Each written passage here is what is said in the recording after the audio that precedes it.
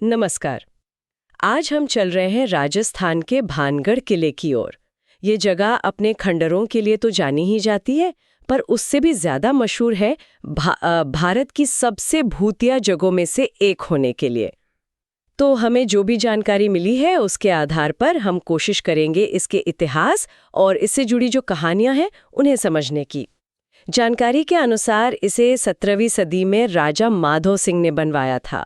सोचिए, एक जमाने में यहाँ 9,000 से ज्यादा घर हुआ करते थे, मतलब एक पूरा शहर। चलिए थोड़ा और जानते हैं इसके बारे में। बिल्कुल। और इसकी बनावट देखिए, किलेबंदी, वो 5 बड़े दरवाजे, ये सब साफ दिखाते हैं कि ये जगह कितनी शानदार और सामरिक रूप से कितनी महत्वपूर्ण रही होगी। लेकिन जैसा अक्सर होता है, मतलब हर चीज़ हमेशा एक जैसी नहीं रहती।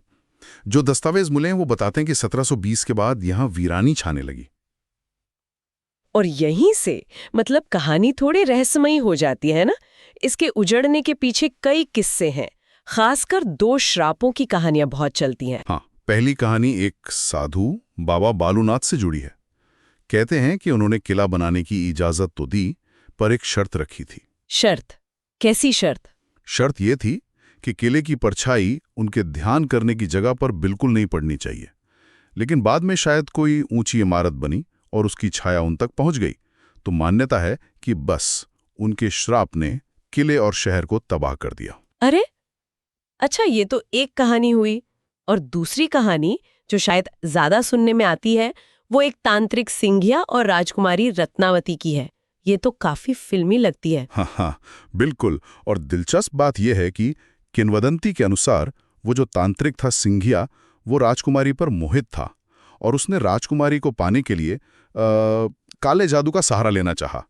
किसी तेल या इत्र पर उसने जादू कर दिया था। लेकिन राजकुमारी भी काफी होशियार थी। उन्हें उसकी चाल पता चल गई और उन्होंने वो तेल पास की एक बड़ी सी चट्टान पर फेंक दिया। हाँ, और कहते हैं कि वो चट्टान लुढ़क कर सीधे उस तांत्रिक पर जा गिरी और वहीं उसकी मौत हो गई। बिल्कुल। और मरते मरते उसने श्राप दे दिया।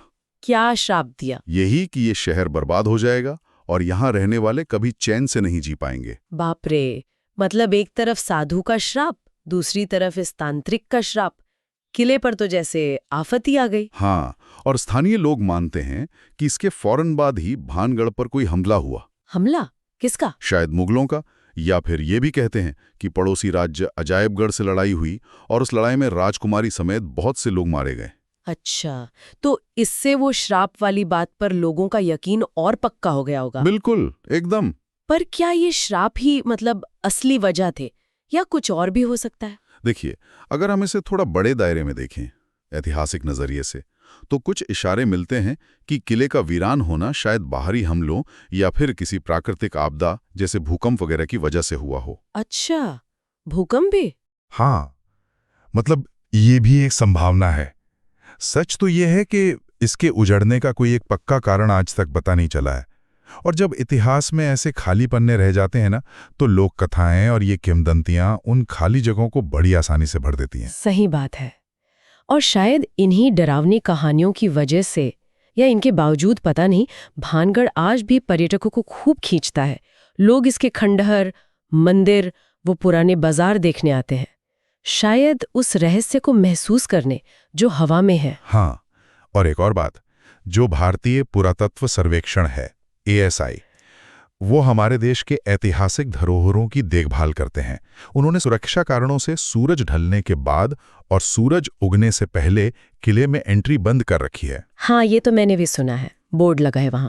तो ये जो नियम है, ये चाहे अनजाने में ही सही, किले के रहस्य और उस भूतिया माहौल को और हवा दे देता है। बिल्कुल। तो इन सब बातों का निचोड़ क्या निकलता है? भानगढ़ एक ऐसी पहेली है जहां इतिहास और लोक कथाएं, मतलब सच और अफसाने, आपस में एकदम उलझ गए हैं।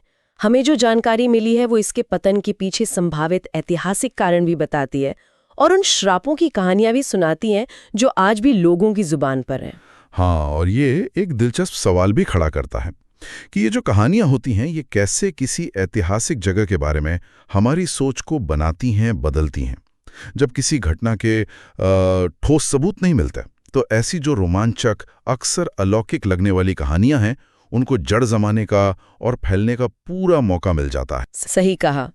जाते जाते एक सवाल मन में आता है, जैसा कि हमने बात की, एएसआई ने वहां आने जाने के समय पर नियम लगाए हैं, है ना? हाँ, तो क्या ये नियम जो शायद सुरक्षा या फिर उस जगह को बचाने के इरादे से बने, कहीं अनजाने में उन्हीं भूतिया कहानियों और किंवदंतियों को और मजबूत तो नहीं कर रहे हैं जिनकी हमने अभी बात की? इस पर सोचा जा सकता है।